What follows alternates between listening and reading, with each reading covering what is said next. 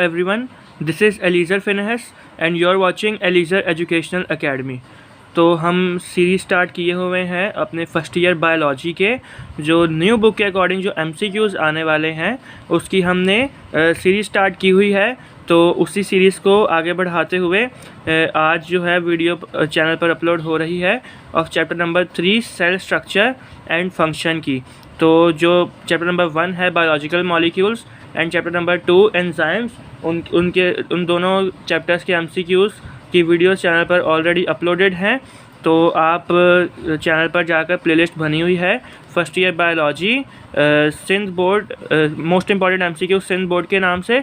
तो आप वो प्लेलिस्ट जाकर खोलेंगे तो आपको जो है सारी वीडियोस मिल जाएंगी और गुज़िश्ता जो आने वाली वीडियोस हैं वो भी उसी प्लेलिस्ट के अंदर मैं ऐड कर दूंगा। तो आए हम बढ़ते हैं अपने MCQs की जानिब। लेकिन उससे पहले ये बताता चलूँ कि ये जो MCQs हैं ये मोस्ट इम्पॉर्टेंट हैं पेपर में आने वाले MCQs। तो इनको स्किप नहीं करिएगा क्योंकि ये जो MCQs हैं ये न्यू बुक के अकॉर्डिंग हैं जो मोस्ट इम्पॉर्टेंट बात है। तो आए हम अपने MCQs का आगाज़ करते हैं। तो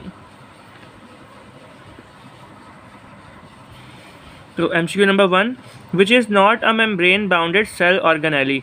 कौन सा ऐसा सेल ऑर्गेनल है या ऑर्गेनेली भी कुछ लोग बोलते हैं, मैं ऑर्गेनल बोलता हूँ। तो कौन सा ऐसा सेल ऑर्गेनल है जो मेम्ब्रेन बाउंड नहीं है, जिसके जो साइडों पर मेम्ब्रेन्स नहीं लगी होती। तो option number A mitochondria, option B ribosome, option C Golgi bodies या ऑप्शन डी लाइसोसोम। तो इन चारों में से जो राइट आंसर है वो है ऑप्शन नंबर बी राइबोसोम, क्योंकि जो राइबोसोम है उसके ऊपर कोई भी मेम्ब्रेन बाउंड नहीं की हुई होती। Question number 2, dash are also known as the protein factories of a cell. कौन से ऐसे ऑर्गेनल को सेल ऑर्गेनल को प्रोटीन फैक्ट्री सेल की प्रोटीन फैक्ट्री कहा जाता है। तो option A ribosomes, option B Golgi bodies, option C lysosomes या ऑप्शन डी प्लास्टिड। तो अगेन जो इसका राइट आंसर है वो है राइबोसोम्स, क्योंकि राइबोसोम्स को प्रोटीन फैक्ट्रीज कहा जाता है क्योंकि जो राइबोसोम्स हैं वो कम्प्लीटली प्रोटीन पर ही कंसिस्ट करते हैं। तो question number 3, the liquid component of cytoplasm is called dash. जो साइटोप्लाज्म का लिक्विड कंपोनेंट होता है उसे क्या कहा जाता है। तो option A protoplasm, option B ectoplasm, option C endoplasm या ऑप्शन डी साइटोसोल। तो yes, option D cytosol is the right answer. जो लिक्विड कंपोनेंट होता है साइटोप्लाज्म का उसे साइटोसोल कहा जाता है। Question number 4, dash are also known as the suicidal sacs of the cell. अच्छा, कौन से अब सेल ऑर्गेनल को suicidal sac of the cell कहा जाता है। Option A ribosomes, option B Golgi bodies, option C lysosomes या ऑप्शन डी प्लास्टिड। तो क्वेश्चन नंबर 4 का जो राइट आंसर है वो है लाइसोसोम्स, ऑप्शन नंबर सी। और लाइसोसोम्स को ही suicidal sac of the cell कहा जाता है। Question number 5, the streaming movement of cytoplasm is called dash. जो स्ट्रीमिंग मूवमेंट होती है किसकी, जो स्ट्रीमिंग मूवमेंट होती है साइटोप्लाज्म की उसे क्या कहा जाता है। Option A tropism, option B cyclosis, option C tactic movement या ऑप्शन डी नेस्टिक मूवमेंट। जो स्ट्रीमिंग मूवमेंट होती है उसे साइक्लोसिस कहा जाता है। तो option B is the right answer. Question number 6, dash में contain hydrolytic enzymes inside the plant cell. अच्छा, प्लांट सेल के अंदर कौन से ऑर्गेनल के अंदर हाइड्रोलिटिक एंजाइम होता है। तो option A mitochondria, option B centriole, option C vacuole या ऑप्शन डी राइबोसोम। तो याद रखिएगा जो हाइड्रोलिटिक एंजाइम होता है वो हमेशा किस में होता है, वैक्यूल में। तो option C is the right answer. Question number 7, which of the following organelles are known as chondriosome. तो कौन सी ऑर्गेनेलिस को कॉन्ड्रियोसोम्स कहा जाता है। ये बड़ा आसान सा एक सवाल है जो कि पास्ट पेपर्स में भी काफ़ी बार आ चुका है, लेकिन वो पुरानी बुक थी। आप याद रखिएगा कि पास्ट पेपर से इस बार कोई भी MCQs नहीं आएंगे। जो पास्ट पेपर से MCQs याद करेगा और तो वो डेफिनेटली एमसीक्यू वाले पोर्शन में तो फेल होगा, जिससे ओवरऑल आपके ग्रेड में बहुत ज़्यादा एक डिक्लाइन आ जाएगा, बहुत ज़्यादा एक बहुत कम हो जाएगा आपका ग्रेड, बहुत कम मार्क्स आएंगे, क्योंकि जो बुक्स हैं वो टोटली ओवरऑल चेंज हो चुकी हैं।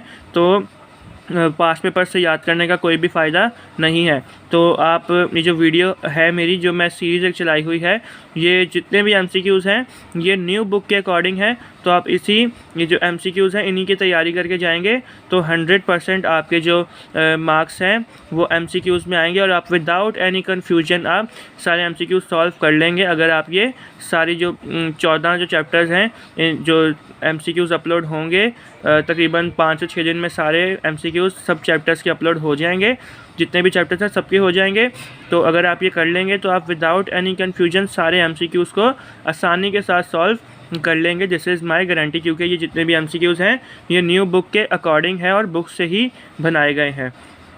तो कॉन्ड्रियोसोम्स किन्हें कहा जाता है? ऑप्शन ए माइटोकॉन्ड्रिया को कहा जाता है। क्योंकि मैंने काफ़ी सारी बातें कह दी थी इसलिए मैंने ऑप्शंस नहीं कहे। तो जल्दी जल्दी करते हैं क्योंकि 45 टोटल एमसीक्यूज़ करने हैं। Question number 8, which organelles are present in both prokaryotic and eukaryotic cells? कौन सी ऑर्गेनेलिज प्रोकैरियोटिक सेल में भी और यूकैरियोटिक सेल में भी पाई जाती हैं? Option A ribosomes, option B centrioles, option C mitochondria या ऑप्शन डी लाइसोसोम्स। तो इसका जो राइट आंसर है वो है option number A ribosomes. Ribosomes ये एक ऐसी ऑर्गेनेली है जो कि प्रोकैरियोटिक और यूकैरियोटिक सेल्स में भी पाए जाते हैं, या ऑर्गेनेली बोल दें या ऑर्गेनल बोल दें, वो आपका मसला है, बस स्पेलिंग आपको आने चाहिए। हाँ, इस स्पेलिंग का बस ख्याल रखना है। खैर, question number 9, which organelles are present in both animal and plant cell? अब ऐसी ऑर्गेनेली जो एनिमल सेल में भी है और प्लांट सेल में भी है, तो ऑप्शन ए है centriole, option B plastids, option C lysosomes या ऑप्शन डी एंडोप्लाज्मिक रेटिकुलम। तो yes, endoplasmic reticulum is the right answer. Question number 9 का राइट आंसर है option number D. Question number 11 की जानिब आते हैं। 10 तो मिसप्रिंट हुआ है, यहाँ लिखा ही नहीं है, तो आए हम इसकी क्वेश्चन नंबर 11 की जानिब बढ़ते हैं। तो क्वेश्चन नंबर 11 में हमसे कहा जा रहा है विच is not membrane bounded organelle. ये हमने फर्स्ट में भी किया ना, तो इसका तो राइबोसोम था, लेकिन नहीं, इसमें पहले वाले में राइबोसोम था ना, तो अगर इसको काट दें, ये दोनों ही वैसे तो मेम्ब्रेन, अच्छा हाँ, non which is not a non membrane, ठीक है, जो ये अलग है, जो पहला वाला था वो था विच is not a membrane bounded organelle, लेकिन यह है विच is not a non membrane, मतलब कि इन चारों में से कौन सा ऐसा ऑर्गेनल है जिसके ऊपर मेम्ब्रेन लगी होती है। सेंट्रियोल पर मेम्ब्रेन नहीं होती, वैक्यूल पर मेम्ब्रेन नहीं होती और राइबोसोम पर भी मेम्ब्रेन नहीं होती। तो इसका जो राइट आंसर है वो है glyoxysome. A is the right answer. Glyoxysome ही इनमें से इन चारों में से वाहिद है जिसके ऊपर मेम्ब्रेन लगी होती है। क्वेश्चन नंबर 12, इसलिए देखें अभी कन्फ्यूजन होने लगी थी ना जल्दबाजी में, तो जल्दबाजी में नहीं, अच्छे से पढ़ना है क्वेश्चन को ताकि आप कंफ्यूज ना हो। Question number 12, it is not the component of cytoskeleton. ये साइटोस्केलेटन का कंपोनेंट नहीं है, तो ऑप्शन ए ऑस्टियोसाइट्स। तो यस, ऑस्टियोसाइट्स ही पहला ही है, तो मैं मज़ीद नहीं पढ़ रहा। जो ऑस्टियोसाइट्स होते हैं वो साइटोस्केलेटन के मेंबर नहीं होते। तो क्वेश्चन नंबर 13 की जाने बढ़ते हैं। The non living component of a cell, बड़ा इंपॉर्टेंट ये एमसीक्यू है, ये पास्ट पेपर में काफ़ी बार आ चुका है और इस साल भी आने के बहुत ज़्यादा चांसेस हैं। पास्ट पेपर का मैं नाम इसलिए बता रहा हूँ क्योंकि मैंने भी पास्ट में दिए हैं, तो ये सवाल आते रहते हैं, लेकिन इस बारी पास्ट पेपर से सवाल नहीं आएंगे। इस बारी जो सवाल हैं वो आपके जो मैं करवा रहा हूँ ये सारे बुक से एमसीक्यूज़ बनाए गए हैं, तो इसी में से आपके सारे सवालात आएंगे इस साल। तो पास्ट पेपर को मैं बार बार मना कर रहा हूँ कि नहीं आप टच करिएगा। टिक मैंने पहले लगा दिया बातों बातों में। जो non living component of cell होता है वो सेल वॉल कहलाता है। Question number 14, fluid mosaic model explains the structure of dash. जो फ्लूइड मोज़ेक मॉडल है वो किसका स्ट्रक्चर बताता है? Option A cell membrane, option B cell wall, option C mitochondria या ऑप्शन डी न्यूक्लियस। तो क्वेश्चन नंबर 14 का हमारे पास जो राइट आंसर है वो है सेल मेम्ब्रेन। याद रहे जो फ्लूइड मोज़ेक मॉडल है जो सिंगर एंड निकलसन ने पेश किया था, अगर मैं राइट हूँ, मुझे याद, देखें अभी तक मुझे याद है, जो फ्लूइड मोज़ाइक मॉडल है वो सिंगर एंड निकलसन ने पेश किया था, तो उसमें सेल मेम्ब्रेन का स्ट्रक्चर बाकायदा बताया गया था। Question number 15, cholesterol is absent in the plasma membrane of dash. Cholesterol किस चीज़ के प्लाज्मा मेम्ब्रेन में एब्सेंट होता है? Option A plants and animals, option B plants and fungi, option C plants and algae, या option D plants and bacteria. तो इसका जो राइट आंसर है वो बिल्कुल प्लांट्स एंड बैक्टीरिया ही है। प्लांट्स और बैक्टीरिया दोनों में कोलेस्ट्रॉल, इनके प्लाज्मा मेम्ब्रेन में कोलेस्ट्रॉल नहीं होता। Question number 16, the technique to isolate the cell components. ऐसी टेक्निक बताएं जिससे सेल कंपोनेंट्स को आइसोलेट किया जाता है।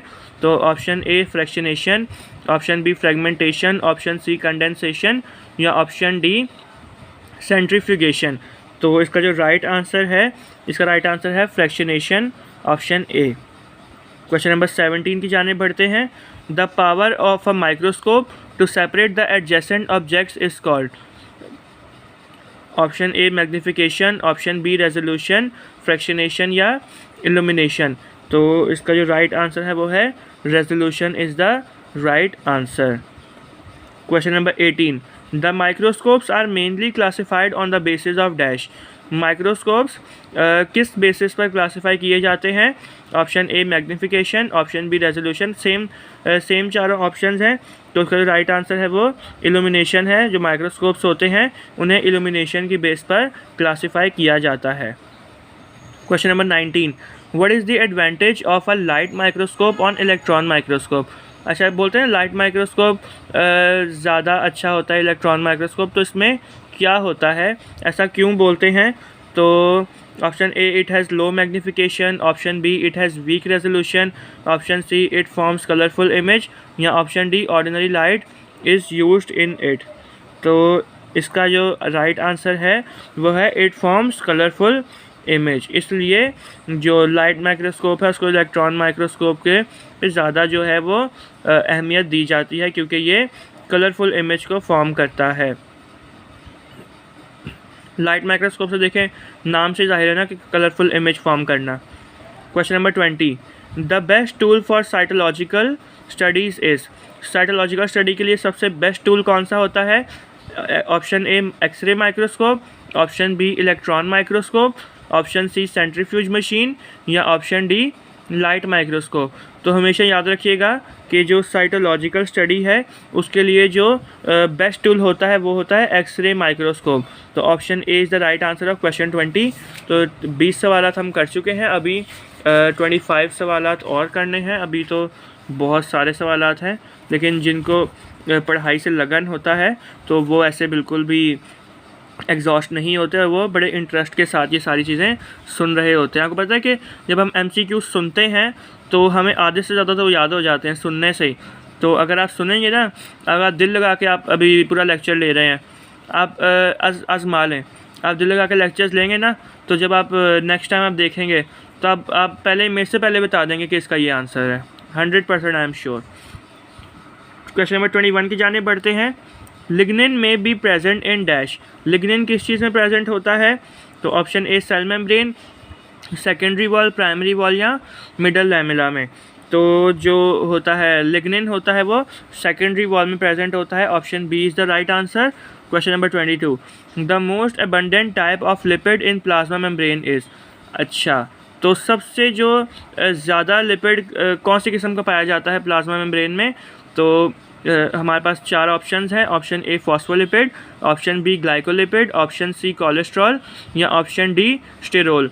तो इनमें से जो राइट आंसर है वो है फॉस्फोलिपिड। जो फॉस्फोलिपिड होता है वो सबसे ज़्यादा पाया जाता है प्लाज्मा मेम्ब्रेन के अंदर। Question number 23, a class of protein in plasma membrane which is directly incorporated with lipid bilayer is known as. ऐसा प्रोटीन प्लाज्मा मेम्ब्रेन के अंदर जो कि लिपिड बायलेयर के साथ डायरेक्टली अटैच होता है उसे क्या कहा जाता है? Option A incurrent protein, option B excurrent protein, option C integral protein, या ऑप्शन डी पेरिफेरल प्रोटीन। तो ये 4 आपके सामने ऑप्शंस हैं, इसका राइट आंसर बताना है। आई होप कि आप कमेंट में लिख चुके होंगे इसका राइट आंसर। तो इसका जो राइट आंसर है वो है option C integral protein is the right answer.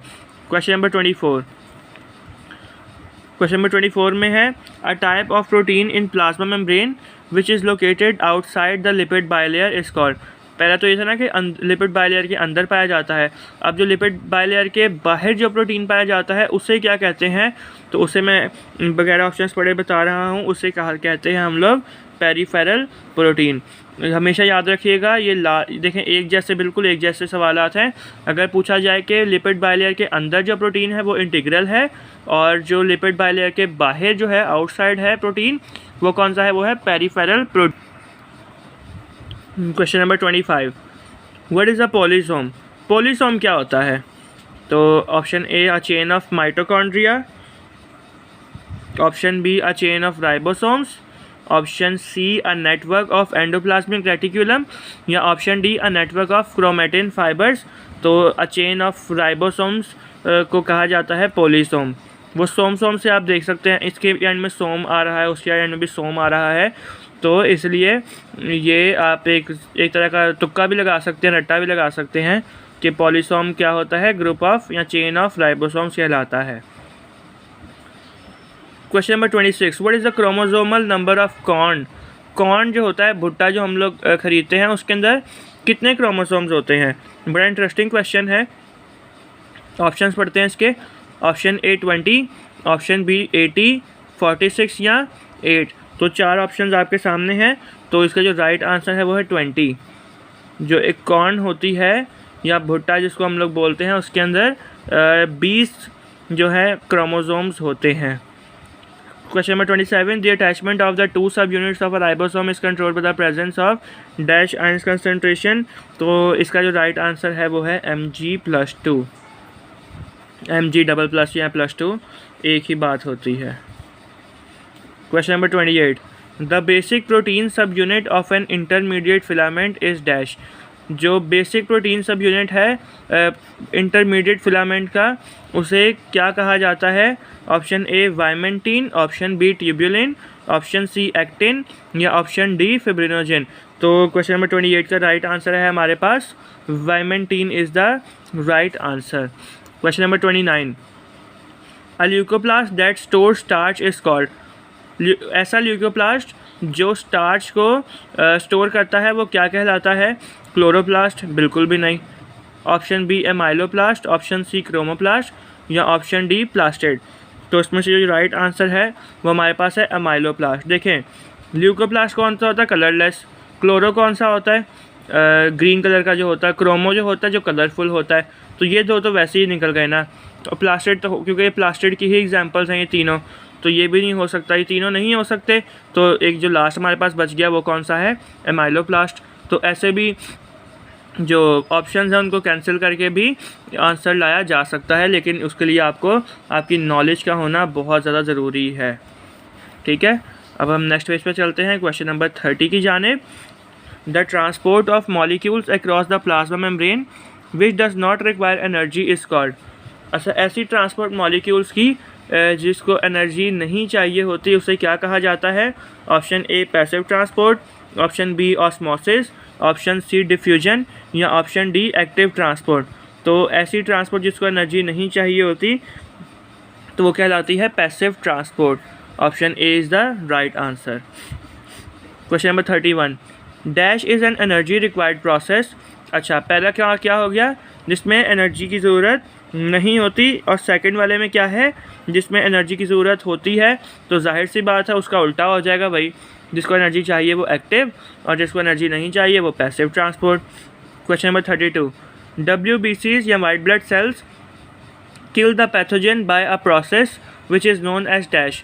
जो वाइट ब्लड सेल्स होते हैं वो पैथोजन को किस प्रोसेस के ज़रिए कत्ल करते हैं या मारते हैं, तो option A osmosis, option B phagocytosis, option C diffusion या ऑप्शन डी पैसिव ट्रांसपोर्ट। तो एक प्रोसेस होता है जिसके ज़रिए वाइट ब्लड सेल्स पैथोजन को मारते हैं, तो उस प्रोसेस का जो नाम है वो है फेगोसाइटोसिस, जिसमें फेगोसाइटोसिस का मतलब कि पैथोजन को वो इनगल्फ कर लेते हैं, और पिनोसाइटोसिस जो होता है वो लिक्विड फॉर्म में होता है, वो एक अलग बात है। Question number 33, what is the chemical composition of middle lamella. Middle lamella जो होता है हमारे पास 2-3 जो वॉल्स होती हैं एक होती है प्राइमरी वॉल, एक होती है सेकेंडरी वॉल, और बीच में जो होता है वो मिडल लैमेला होता है। तो वो किस चीज़ से मिलकर बना होता है? तो option A calcium pectate, option B cellulose, option C hemicellulose, या ऑप्शन डी लिग्निन। तो ये 4 ऑप्शन है आपके सामने। इसमें जो राइट आंसर है वो है कैल्शियम पैक्टेट। जो मिडल लैमेला होता है तो वो किससे मिलकर बना होता है सेल वॉल का? वो मिलकर बना होता है कैल्शियम पैक्टेट के साथ।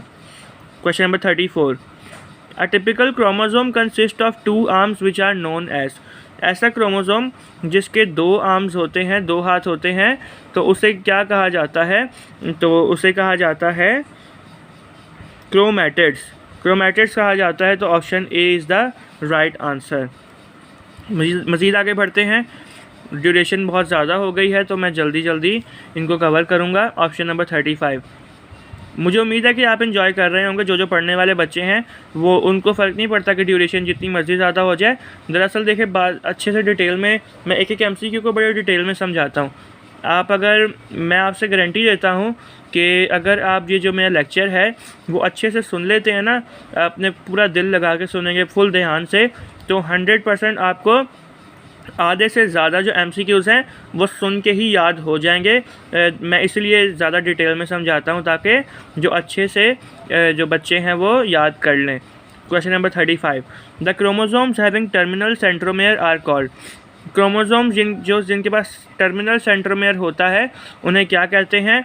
Option A telocentric, option B metacentric, option C submetacentric, या ऑप्शन डी एक्रोसेंट्रिक। तो इसका जो राइट आंसर है वो है telocentric is the right answer.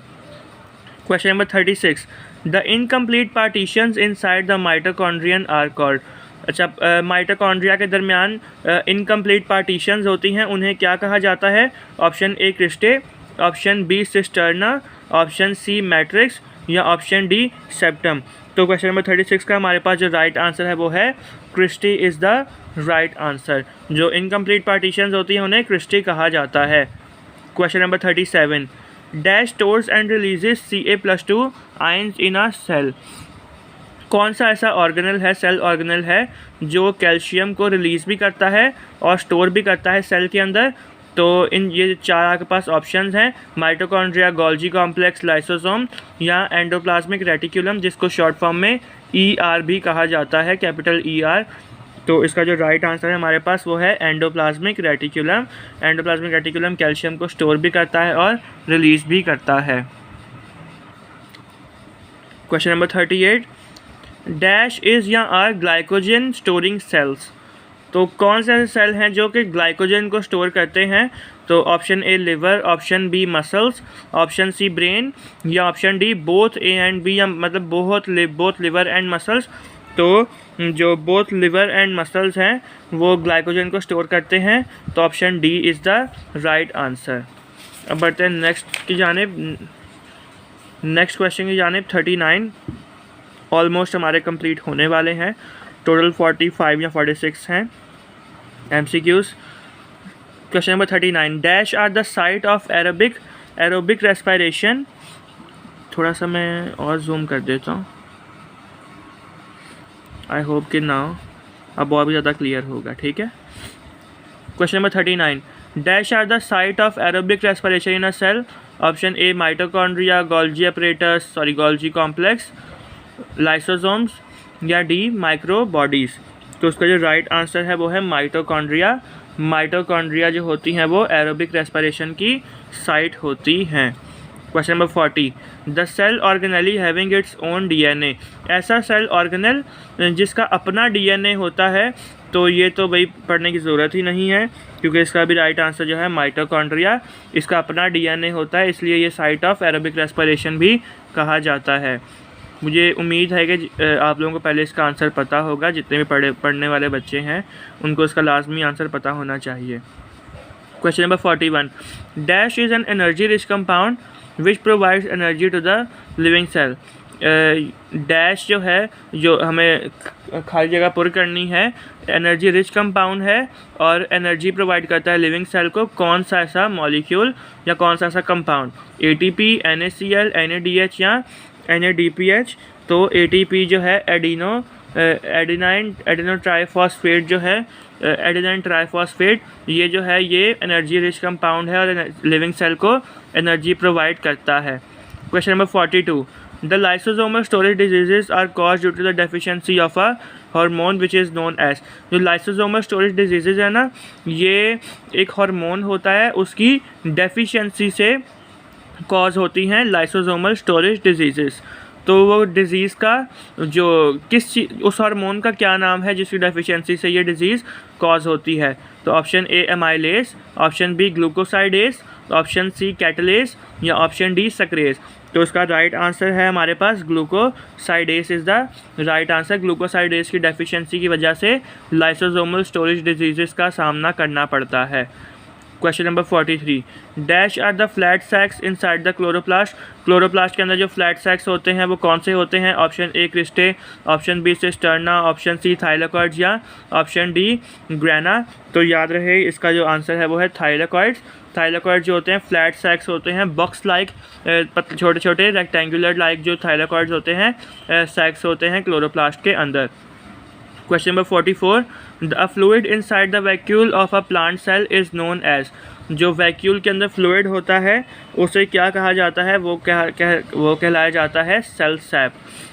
Question number 45, which of the following enzymes are present in lysosomes. कौन से enzyme जो हैं वो लाइसोसोम्स में प्रेजेंट होते हैं? प्रोटीएसेस, राइबोन्यूक्लियसेस, ग्लाइकोसाइडेसेस या ऑल ऑफ दीज। तो याद रहे कि जितने भी तीनों हैं, तीनों एंजाइम्स लाइसोसोम्स के अंदर प्रेजेंट होते हैं। और जो लास्ट है और बहुत ज़्यादा आसान सवाल, a group of thylakoids is known as. Thylakoids के ग्रुप को क्या कहा जाता है?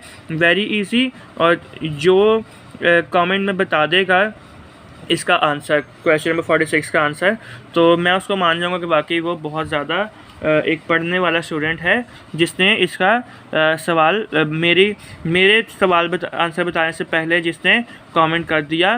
तो मैं वाकई समझूंगा कि ये जो है एक ब्रिलियंट स्टूडेंट है। तो इसका मैं आंसर बताने जा रहा हूँ। तो 4 ऑप्शंस आपके सामने, ग्रैनम, स्ट्रोमा लैमेला या सिस्टर्ना। तो इसका जो राइट आंसर है वो है option A, granum is the right answer. तो जिनको इसका पहले से पता था और उन्होंने कमेंट में लिखा, तो वाकई भाई आप अच्छे पढ़ने वाले स्टूडेंट्स हैं। तो आई होप कि आप अच्छे मार्क्स गेन कर लेंगे in your first year and second year में भी। Wishing you all the best for your future exams, जो कि आपके तकरीबन 22 मई से फ़िलहाल के जो शेड्यूल के मुताबिक 22 मई से आपके पेपर स्टार्ट होंगे इंटरमीडिएट के। तो अगर आपको ज़रा सा भी ऐसा लगता है कि ये जो वीडियो है ये आपके लिए थोड़ी सी भी फ़ायदेमंद साबित हुई है, तो लाजमी चैनल को सब्सक्राइब करें और बेल नोटिफिकेशन को भी प्रेस करें, ताकि बेल आइकन को प्रेस करें ताकि जितने भी नोटिफिकेशंस हैं उसके सारी आपको जल्द से जल्द नोटिफिकेशंस मिलते जाएं, जो भी हमारे न्यू आने वाले लेक्चर्स हैं। तो तब तक के लिए goodbye and take care, और देखते रहें एलिज़ा एजुकेशनल एकेडमी। अब मिलते हैं अपने चैप्टर नंबर 4 में, जब हम चैप्टर नंबर 4 के MCQs की डिस्कशन करेंगे इन आवर नेक्स्ट वीडियो।